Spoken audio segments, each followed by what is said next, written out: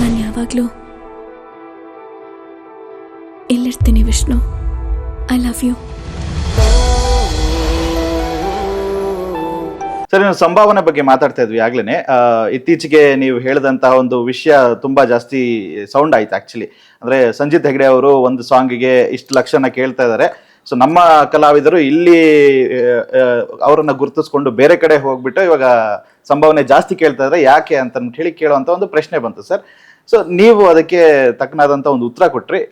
ಅದು ವಿಷಯ ಕೆಲವರಿಗೆ ಇಷ್ಟ ಆಯ್ತು, ಇನ್ ಕೆಲವರಿಗೆ ಇಷ್ಟ ಆಗ್ಲಿಲ್ಲ ಸರ್. ಸೊ ಅಂದ್ರೆ ನಮ್ಮ ಕಲಾವಿದರು ಬೇರೆ ಕಡೆ ಹೋಗ್ಬಿಟ್ಟು ಹೆಚ್ಚು ದುಡ್ಡು ಕೇಳಬಾರ್ದ ಅನ್ನೋ ತರ ಕೇಳಿದ್ರು, ಹೇಗೆ ಅಂತ ಸರ್? ಇಲ್ಲ, ನಾನು ಹೇಳಿದ್ರಲ್ಲಿ ನನ್ನ ಪರವಾಗಿ ನಾನು ತಪ್ಪು ಮಾಡಿಲ್ಲ ಅನ್ನಿಸ್ತದೆ. ಹೌದು. ಯಾಕೆಂದರೆ ಸಂಚಿತ್ ಹೆಗ್ಡೆ ಬೇರೆ ಯಾರೂ ಇಲ್ಲ, ಹುಡುಗ ನಮ್ಮ ಹುಡುಗ, ಹೌದು, ನಮ್ಮ ಕರ್ನಾಟಕದ ಮಣ್ಣಿನ ಹುಡುಗ, ಖುಷಿ ಬಿಡೋಣ. ಅವನಿವತ್ತು ಕನ್ನಡ ಬಿಟ್ಟು ಹಿಂದಿ, ಮರಾಠಿ, ಇಂಗ್ಲೀಷು, ತೆಲುಗು, ತಮಿಳು ಯಾವುದೇ ಆಡಲಿ, ವಿ ವಾಂಟ್ ಎಂಜಾಯ್. ಹೌದು. ಅವ್ನು ಬೇರೆ ನಮ್ಮ ಹುಡುಗ. ಅವ್ನು ಏತ್ ಕೇಳಿದೆ ಅಂದರೆ ನನ್ನ ಸಿನಿಮಾಗೆ ಯಾವತ್ತು ನಾವು ಕೇಳೋಕ್ಕೂ ಇಲ್ಲ, 50,000 ಜಾಸ್ತಿ ಕೊಟ್ಟರು ಬಟ್ ಹೋಗ್ಬಿಡ್ತೀನಿ, ಆಮೇಲೆ ಯಾರು ಕೇಳಲ್ಲ ಆ ಥರ. ಏತ್ ಕೇಳಿದೆ ಅಂದರೆ ಸುಮಾರು ಒಂದು 5-6 ಜನ ಕಂಪ್ಲೇಂಟ್ ಮಾಡಿದ್ರು. ಓಕೆ ಸರ್, ಈ ಥರ ಇಂಡಸ್ಟ್ರಿಗೆ ಆಗ್ತೈತೆ, ಹೊಸ ಹುಡುಗರು ತಮ್ಮ ಕಲ್ಪನೆ ಇಟ್ಕೊಂಬತ್ತಾರೆ. ಒಂದು ಓದಿರೋ ವಿದ್ಯಾವಂತರು IT-BT ಮಾಡಿದ್ರೆ ಏನಂದರೆ 4-5 ಜನ ಸೇರಿಕೊಂಡು ಅವರೇನೋ ಒಂದು ಸ್ವಲ್ಪ ಅಮೌಂಟ್ ಹಾಕೊಂಡು ಒಂದೊಳ್ಳೆ ಕಾನ್ಸೆಪ್ಟ್ನಾಗ ಸಿನಿಮಾ ಮಾಡ್ಕೊಂಡು ಬರ್ತಾರೆ. ಸಿನಿಮಾ ಮಾಡೋಕೆ ಬಂದಾಗ ಸರ್ ಈ ಥರ ಒಳ್ಳೆ ಮ್ಯೂಸಿಕ್ ಇಟ್ಕೊಂಡು ಅವರೇ ಯೋಚನೆ ಮಾಡಿದಾಗ ಸಂಚಿತ್ ಹೆಗ್ಡೆ ಆಗಿರೋ ಒಂದು ಒಳ್ಳೆ ಪ್ಲೇಸ್ ಆಗುತ್ತೆ ಅಂತ ಅವ್ರಿಗೆ ಒಂದು ಹಾಡಿಗೆ 2.5 ಲಕ್ಷ 3 ಲಕ್ಷ ಕೇಳ್ತಾರೆ, ಇನ್ ಟೈಮ್ ರೆಸ್ಪಾನ್ಸ್ ಮಾಡಲ್ಲ, ಇಲ್ಲ ಆಡಲ್ಲ ಅಂತಾರೆ. ಇದು 4-5 ಕಂಪ್ಲೇಂಟ್ ಬಂತು. ಓಕೆ. ಅದಾದಾಗ ನಾನು 2-3 ಸತಿ ಫೋನ್ ಮಾಡಿದೆ, ಯಾರು ರೆಸ್ಪಾನ್ಸ್ ಮಾಡಲಿಲ್ಲ. ಕೇಳ್ಬಿಟ್ಟು ನನ್ನದು ಆವಾಗ ಅದನ್ನು ಇನ್ನೊಂದು ಮ್ಯೂಸಿಕ್ ಡೈರೆಕ್ಟ್ಗಳು ಕೇಳಿದೆ, ಸರ್ ಅದು ಸಂಚಿತ್ ಹೆಗ್ಡೆ ಫಾಲ್ಟ್ ಇದೆ, ತುಂಬ ಮಾಡ್ತಾ, ಆಮೇಲೆ ಅವ್ನಿಗೆ ಬಾಂಬೆ ಸೇರ್ಕೊಂಬಿಟ್ಟವನೇ. ಅವಾಗ ನಾನು ಕೇಳಿದೆ, ಏನು ಈ ಥರ ಮಾಡ್ತಾ ಹುಡುಗ ಅಂದಾಗ, ಬಾಂಬೆಲಿ ಅಗ್ರಿಮೆಂಟ್ ಮಾಡ್ತಿರು ಸಿಂಗರ್ಗಳು ಗೆದ್ದ ತಕ್ಷಣ ಇರ್ತೀನಿ. ಬಾಂಬೆಯಲ್ಲಿ ಬಿಸ್ನೆಸ್ಗಳು ಎಲ್ಲ ದೊಡ್ಡ ದೊಡ್ಡ ಕಂಪ್ನಿಗಳು, ಮಲ್ಟಿನ್ಯಾಷನಲ್ ಕಂಪ್ನಿ ಮಾಡ್ತಾರೆ. ಇವಾಗ ನಾನು ದೊಡ್ಡ ಹಿಟ್ಟಾಯಿತು, ಈಗ ಶ್ರೇಯಸ್ ನಮ್ಮ ಮಗ ದೊಡ್ಡ ಹಿಟ್ಟಾದರೆ ಅವ್ರು ಕರೆದು ಅಗ್ರಿಮೆಂಟ್ ಮಾಡ್ಕೊಂಬಿಟ್ಟು ನೀವು ಇಂಥ ನಾವು 7 ಗಂಟೆ ಮಾಡ್ಬಿಟ್ಟು ನಿಮಗೆ ದುಡ್ಡು ಬೇಸು, ದುಡ್ಡಲ್ಲಿ ಕಟ್ ಹಾಕ್ಬಿಡ್ತಾರೆ ಅವರು. ಓಕೆ. ಕ್ರಿಯೇಟಿವ್ನ ದುಡ್ಡಲ್ಲಿ ಕಟ್ ಹಾಕಬಾರ್ದು. ಒಬ್ಬ ಕ್ರಿಯೇಟಿವ್ ಅವನು, ನಮ್ಮ ಸಂಚಿತ್ ಹೆಗ್ಡೆ ಕ್ರಿಯೇಟಿವ್ ಹುಡುಗ, ಅವನ ಆಗಲಿ ಕಟ್ ಆಗಲಿ ಯಾವಾಗ ಹೇಳ್ಬೇಕು ಅವನು, ಸರ್ ನೀವು ಏನೇ ಮಾಡಿದ್ರು ನನ್ನ ಕನ್ನಡ ಭಾಷೆಗೆ ನೀವು ಎಂಟ್ರಿ ಆಗಬಾರ್ದು. ಒಂದು ಲೈನು, ನನ್ನ ಭಾಷೆ ಸಿನಿಮಾಗಳು ನನ್ನ ಬೆಳೆದಿರೋದ್ರಲ್ಲಿ ನಾನು ಅವ್ರಿಗೆ ಒಂದು ರೀಸನಬಲ್ ತೊಗೊಂಡ್ಮಾಡ್ತೀನಿ ಅಂತ ಹೇಳಿದ್ರೆ ಅದು ಧರ್ಮ. ಓಕೆ. ಅವ್ರು ಹೇಳ್ತಾರೆ, ಅವ್ನಿಗೆ ಏನು ಹೇಳ್ತಾರೆ, ಇವ್ನು ಗೆದ್ದ ಒಂದು 6 ತಿಂಗಳು ದುಡ್ಡು ಇರಲ್ಲ, ಆ ಥರ ಯಾರೇ ಆಗಲಿ ಹೋಗಿ ಸೇಲ್ ಆಗ್ಬಿಡ್ತಾರೆ. ಒಂದು 2 ಕೋಟಿಗೆ 3 ಕೋಟಿಗೆ 5 ವರ್ಷ ಇಷ್ಟು ವರ್ಷ ಅಂತ ಅಗ್ರಿಮೆಂಟ್ ಆಗ್ಬಿಡ್ತಾರೆ. ಅವಾಗ ಕನ್ನಡ ಹೊರತುಪಡಿಸಿ ಇನ್ನು ಬೇರೆ ಯಾವ್ದು ಮಾಡ್ಕೊಳ್ಳಿ ಆ ಥರ ಅಂದಾಗ ಇವನು ಆಡಬೇಕು. ಅವಾಗ ಏನಾಗುತ್ತೆ, 2.5 ಕೇಳ 3 ಇವತ್ತು ಸೋನು ನಿಗಮು ಮರಾಠಿಲಿ ಒಂದು ಫಿಕ್ಸೆಡ್ ಪ್ರೈಸ್ ಕೊಡ್ತಾರೆ, ಬೇರೆ ಭಾಷೆ 3 ಲಕ್ಷ 2-3 ಲಕ್ಷ ತೊಗೋತಾರೆ, ತಪ್ಪೇನಿಲ್ಲ. ಬೇರೆ ಭಾಷೆ ಬೇಕು ಅಂದಾಗ ಇವತ್ತು ಸೋನು ನಿಗಮ್ ನಂಬ್ತಿರ್ಬಿಡುತ್ತೆ, ಕನ್ನಡ ಫಸ್ಟ್ ಆದ್ಯತೆ ಕೊಡ್ತಾರೆ. ಹೌದು, ಯಾಕೆಂದರೆ ನನ್ನನ್ನು ಹೆಚ್ಚಿಗೆ ಗುರುತಿಸಿದ್ದು ಕನ್ನಡ. ಅವ್ರು 2.5 ಲಕ್ಷ ತಂದ್ರು ಕನ್ನಡಕ್ಕೆ ಫಸ್ಟ್, ಯಾವುದೇ ಇದ್ರೂ ಇಲ್ಲ ಕನ್ನಡ ಫಸ್ಟ್ ಸ್ಟಾರ್ಟ್ ಆಡ್ತೀನಿ, ಖುಷಿ ಬರುತ್ತೆ. ಹೌದು, ನಾವು ಬೇಕು ನೋಡ್ತೀವಿ. ಈ ಸಂಚಿತ್ ಹೆಗ್ಡೆಯವರು ಆ ಥರ ಆಗಲಿ, ನಮ್ಮವರು ನೀನು ಹೊಸಬರಿಗೆ ನಮ್ಮ ಕನ್ನಡದವ್ರು ಕಡಿಮೆ ಮಾಡು, ಬೇರೆಯವ್ರಿಗೆ ನೀನು ಇಷ್ಟ ಬಂದ ಮಾಡು ಅಂತ ಹೇಳಿದ್ದೆ ಹೊತ್ತು. ಸಂಚಿತ್ ಹೆಗ್ಡೆಗೆ ಕೇಳ್ತೀರಿ ಸರ್, ಅದು ವ್ಯಾಪಾರ ನೀನು ಮಾಡಬೇಡ ಅಂತೀನಿ. ನೀನು ತೆಲುಗು ತಗೋ, ತಮಿಳ್ ತಗೋ, ಇಂಗ್ಲೀಷ್ ತಗೋ, ಎಲ್ಲರೂ ಮಾಡು. ಕನ್ನಡ ಅಂತ ಬಂದಾಗ ಹೊಸ ನಿರ್ಮಾಪಕರು, ಹೊಸ ನಿರ್ದೇಶಕರು ತನ್ನ ಕನಸುಗಳನ್ನ ಕಟ್ಕೊಂಡ್ಬಂದಿರ್ತಾರೆ, ಭಾವನೆಗಳಿರ್ತದೆ. ದಯವಿಟ್ಟು ಅಂತ ಸಹಕಾರ ಕೊಡು. ನೀನು ದೊಡ್ಡ ಸ್ಟಾರ್ಗೆ ತಗೋ, ನೀನು ಸುದೀಪ್ ಕಾಡಿದ್ರೆ ಯಾರು ತಗೋ, ದರ್ಶನ್ ತಗೋ, ಅವ್ರದ್ದೇ ಆದ ಒಂದು ದೊಡ್ಡ ಮಾರ್ಕೆಟ್ ಇರ್ತದೆ. ಯಶ್ಗೆ ತಗೋ, ಶಿವರಾಜ್ ಕುಮಾರ್ ತಗೋ, ಅವರೆಲ್ಲಿರುತ್ತೆ. ಹೊಸಬರು ಬಂದ ಪ್ರೋತ್ಸಾಹ ಕೊಡು. ಇವತ್ತು ನಾವು ನಮ್ಮ ಮೈಸೂರು ಸಿಂಗರು ಯಾರು ಹೇಳಿ, ವಿಜಯಪ್ರಕಾಶ್ ಸರ್, ವಿಜಯಪ್ರಕಾಶ್ ಎಂತ ಖುಷಿ ಬಿಡ್ತೀವಿ ಹೇಳಿ. ಅವ್ರು ಇವತ್ತು ಎಲ್ಲೇ ಹೋದ್ರು ಕನ್ನಡಕ್ಕೆ ಅಂತ ಒಂದು ಲಿಮಿಟ್ ಇದೆ. ಹೌದು, ಇಷ್ಟ ಮೇಲೆ ತೊಗೊಳ್ಳೋದ, ಒಂದು 50-60-70 ಚಾರ್ಜ್ ಮಾಡ್ತಾರಂತೆ. ಆಮೇಲೆ ಯಾರೋ ಹೊಸಬ್ರು ಹೋದ್ರೆ ಕಾಸಿಲ್ಲ ಅಂದ್ರೆ ಕೋಪರೇಷನ್ ಕೊಡ್ತಾರೆ, ವ್ಯಾಪಾರ ಎಷ್ಟೋ ಕೊಡಿ ಮಾಡಿ ಅಂತಾರೆ. ಆ ಥರ ಆಗು ನೀನು.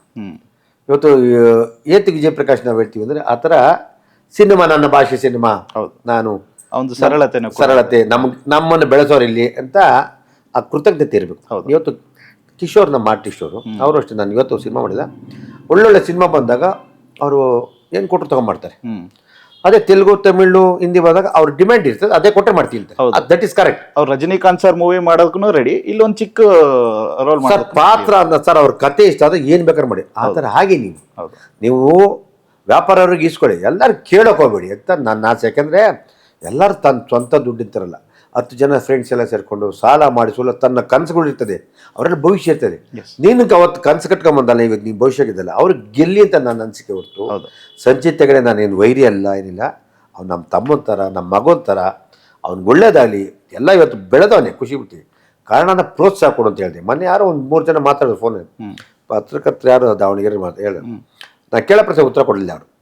ಇಲ್ಲ ಸರ್ ಹಂಗೆ ಇಲ್ಲ ಸರ್, ವ್ಯಾಪಾರ ಬೇರೆ, ವ್ಯವಹಾರ ಬೇರೆ, ಭಾಷಾಭಿಮಾನ ಭಾಷಾ ಅನ್ನೋದು. ನೀನು ಇಲ್ಲಿ ಬಂದಾಗ ನಾಳೆ ನೀನೇ ಒಂದು ಸಿನಿಮಾ, ಅವನೊಬ್ಬ ರೈಟರ್ ಅಂತೆ, ನೀನೇ ಒಂದು ಸಿನಿಮಾ ಮಾಡ್ತೀಯ, ನೀನೇ ಒಂದು ಬಡ್ಜೆಟ್ ಇರ್ತದೆ, ನೀನು ಬಾಡಿಗೆ 1-2 ಆಡಬೇಕು ಅಂದರೆ 6 ಲಕ್ಷ ಕೊಟ್ಟು ಆಗೋಕ್ಕಾಗ್ತದೆ.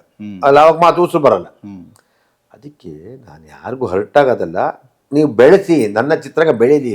ಇವತ್ತು ನಾನು ಯಾವುದೇ ದೊಡ್ಡ ಸಿನಿಮಾ ಬಂದು ಗೆದ್ದಿದ್ರೆ ನನಗೆ ಖುಷಿ ಆಗ್ತದೆ. ಮೊದಲು ಒಂದು ಕಾಲದಲ್ಲಿ ನಮ್ಮ ಕನ್ನಡ ಅಂದರೆ ಯಾರು ಕೇಳಿ ಮಾಡ್ತಿಲ್ಲ. ಒಂದು ಕಾಲದಲ್ಲಿ ಕನ್ನಡಕ್ಕೆ ತೆಲುಗು ತಮಿಳವ್ರು ಬಂದು ಪಿಕ್ಚರ್ ನೋಡ್ಕೊಂಡು ಹೋಗೋರು. ನಿಮಗೆ ತಗೊಂಡು ಪುಟ್ಟಣ್ಣ ಕನ್ನಡ ಇದ್ದಾಗ ಬಂದು ಪಿಕ್ಚರ್ ತಗೊಂಡು ಆಗ ಒಂದು ಕಾಲ ಇದು. ಅದಾದ್ಮೇಲೆ ಕೇಳೋರು ಗೊತ್ತಿರಲಿಲ್ಲ. ಕಾರಣ ಒಂದು ಮಾರ್ಕೆಟಲ್ಲೇನು ಇವತ್ತು ಕರ್ನಾಟಕ ಕನ್ನಡ ಸಿನಿಮಾ ಅಂದರೆ ಥ್ರೂಔಟ್ ಇಂಡಿಯಾ ಮಾತಾಡುತ್ತೆ. ನನಗೆ ಖುಷಿ ಆಗುತ್ತೆ. ನಾನು ಮಾಡಿದ ಸಂತೋಷ.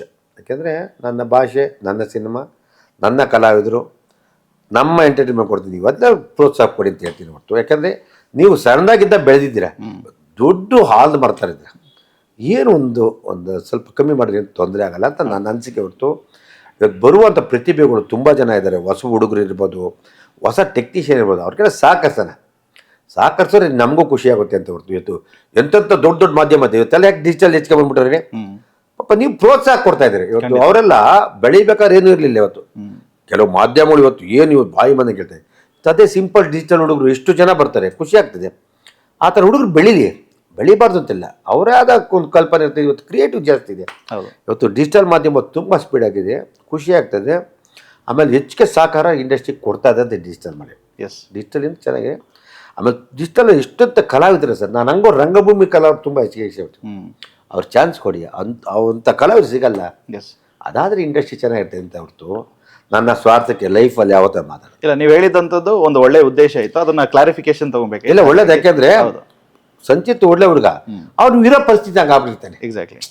ಅವನು ಸೀಸ್ ವೆರಿ ಗುಡ್ ಬಾಯ್, ತೊಂದರೆ ಇಲ್ಲ. ಅದಕ್ಕೆ ಯಾವತ್ತೊಂದು ನಾವು ಯಾರಿಗೋ ಹರ್ಟ್ ಮಾಡ್ಕೋಬಾರ್ದು. ಅವ್ನು ಅಟ್ಲೀಸ್ಟ್ ಇಲ್ಲ ನಾನು ಇನ್ನು ಮುಂದಕ್ಕಾರು ಈ ಥರ ಕನ್ನಡ ನಾನು ಒಂಚೂರು ಪ್ರೋತ್ಸಾಹ ಕೊಡ್ತೀನಿ ಅಂತ ಹೇಳ್ಬಿಟ್ರೆ ಖುಷಿ ಆಗೋದು. It's not answering. ಏನು ಮಾಡೋಕ್ಕಪ್ಪ, ಅವ್ರು ಯಾವ ಒತ್ತಡದಲ್ಲಿ ಇರ್ತಾರೋ, ಏನಿರ್ತಾರೋ, ಅವರು ಅಗ್ರಿಮೆಂಟ್ಗೆ ಮಾಡಿದ್ರೆ ಅದಕ್ಕೆ ಆ ಕೋರ್ಟ್ಗೆ ಹಾಕ್ಬಿಡ್ತೀನಿ ಅಂತ ಎದುರಿಸಿರ್ತಾರೆ. ಈ ಬಾಂಬೆ ಕಂಪ್ನಿಗಳೆಲ್ಲ ಹಂಗೆ, ಏನು ಮಾಡೋಕ್ಕಲ್ಲ. ಅದರಿಂದ ನಾವು ಹೇಳಿದಷ್ಟೇ ಹೊರತು ಅವ್ನಿಗೆ ಹರ್ಟ್ ಆಗೋಂಥದ್ದೇನಿಲ್ಲ. Yes sir.